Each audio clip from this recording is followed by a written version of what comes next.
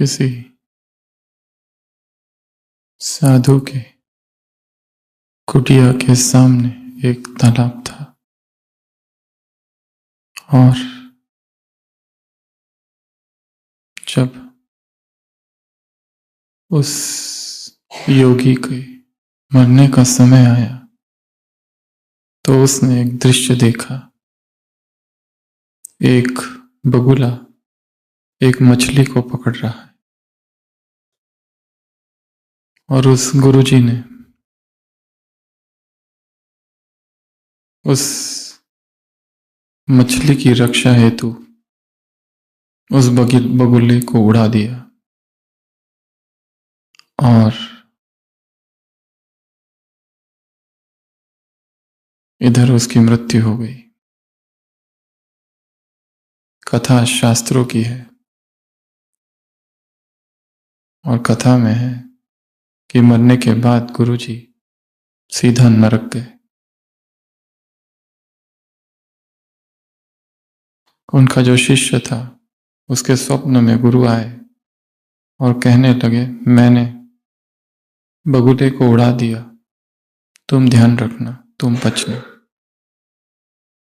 और कुछ वर्ष बाद जब उस शिष्य का अंतकाल आया तो उसने भी एक दृश्य देखा।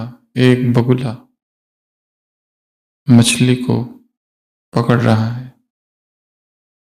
उस शिष्य को अपने गुरु की बात याद आती है और वो उस बगुले को नहीं उड़ाता।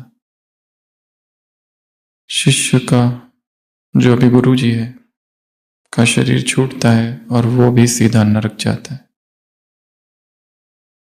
और उसका जो शिष्य होता है उसके स्वप्न में उसके गुरु जी आते हैं और कहते हैं, मेरे जो गुरु थे उन्होंने बगुले को उड़ाया और वो नरक गए, मैंने नहीं उड़ाया, मैं भी नरक गया, तुम ध्यान रखना।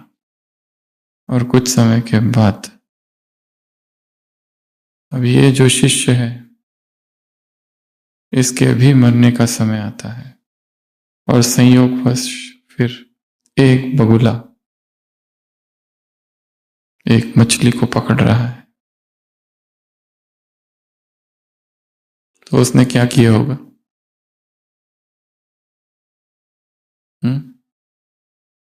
उसने क्या किया होगा? वो भगवान की ओर देखता है और कहता है कि मुझे नहीं पता पाप क्या है और पुण्य क्या है, मुझे नहीं पता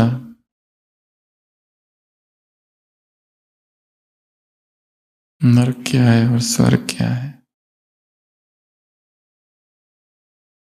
मैं अज्ञानी हूं, मैं सब कुछ तुझ पर छोड़ता हूं और मैं केवल तेरे चिंतन में हूं।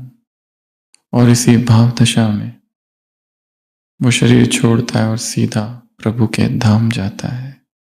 नारद भगवान से पूछते हैं, ऐसा क्यों?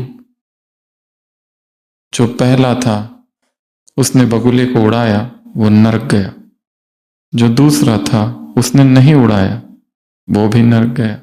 और तीसरा उसने कुछ नहीं किया, वो आपके धाम चला गया। Why is that? भगवान कहते हैं, जो पहला था गुरु उसने बगुले को उड़ाया। उस दिन बगुला बहुत बहुत भूखा था। अगर उसे उस दिन भोजन नहीं मिलता तो वो मर जाता और वैसे ही हुआ। तुमने उस गुरु ने उस बगुले को उड़ा दिया और वो बगुला मर गया। दूसरी बार वो बगुले का पेट भरा हुआ था, वो केवल क्रीड़ावश उस मछली को पकड़ रहा था और तुमने उसे नहीं उड़ाया, ये भी पाप हो गया। परंतु जो तीसरा था उसने सब कुछ मुझ पर छोड़ दिया।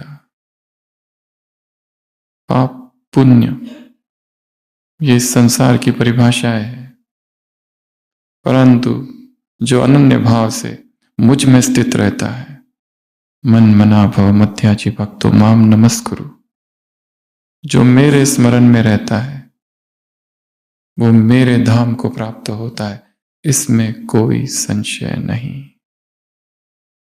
ये श्लोक एकमात्र श्लोक है जो गीता में 2 बार आया है। पहली लाइन दोनों श्लोकों में सेम है, परंतु जो 18वें अध्याय 64th उसमें कहा है कि ये मेरा प्रण है, वो मेरे धाम आएगा।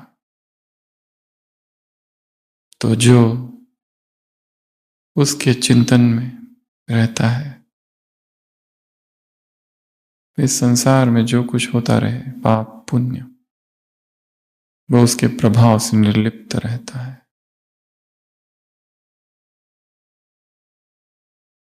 सत्य संग जो मेरे संग रहता है।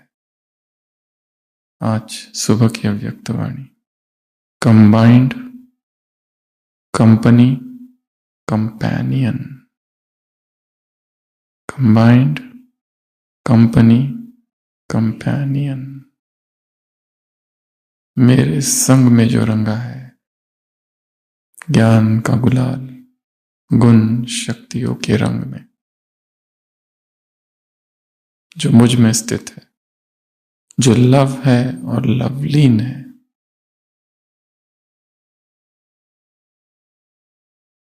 वो मेरे धाम को प्राप्त करता है।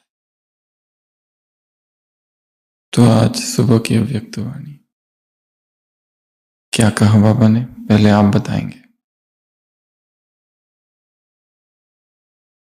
क्या कहा? मेरा मेरा का संस्कार जो परमात्मा संग के रंग में रंग जाए, उनका क्या, वो बाबा के हो जाते हैं? और बताओ, और हम किससे खेलते हैं? ज्ञान के रंग से, परमात्मा रंग से। और और क्या? स्वराज्य अधिकारी। वो खेलते हैं, हम बनते हैं। और